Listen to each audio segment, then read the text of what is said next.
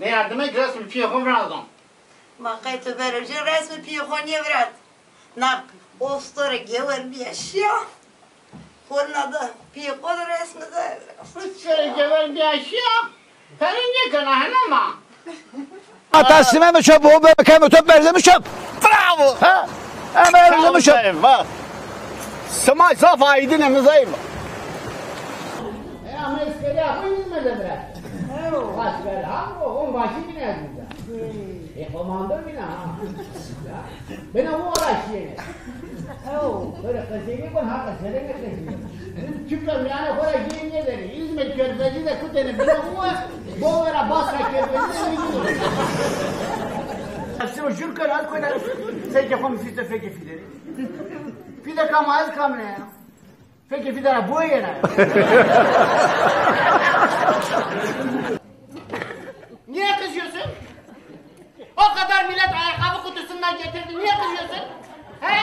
Sen bizi bu garibanlar buraya koymuşsun. Ne eli vuruyorsun ya? Haklısın amca galiba haklısın evet. Gel yazayım ben. Nedir ki bizim kutumuz yok?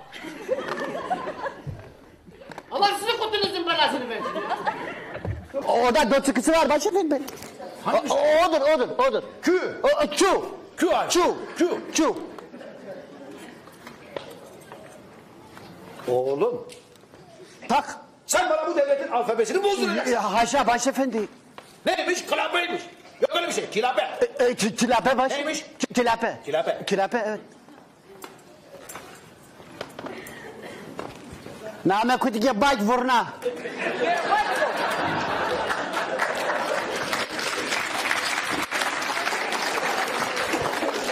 Ya rakala çeşse ya.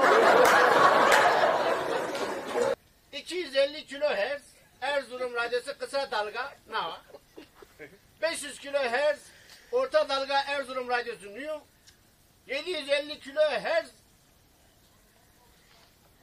uzun Erzurum radyosu dalgası ne var? Ya da ananın namına gönder.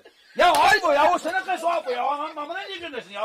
Ya seni ananın namına mı göndersin? Hala çocuk kendi anasının namına gönderiyor. Ya sen şimdi gel ama. Ben anamı muhafara ya. Sen şimdi gel ama öyle şimdi ne var? Valla çarıtı ya. Ya benim namıma ya annesinin namına senin namına mı gönderecek? Ya bırak sen. Ya ulan yaşamını sen. Nerede pişimler karısı var seni? Ya tımara ki mektubu ya namına ya. Ya namı ya namı der. Babası ya namına ya namına. Tamam ya benim namıma ya onun namına. Ya hura bana onun namına ya. Ya ay bu ya. Ay. He yine mutfaktasınız.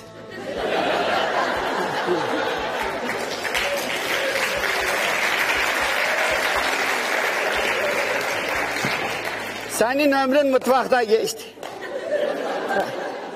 Ha. Eğer Kemal Keda Tözüntara sana bir şey soracağım bana doğru söyle. He.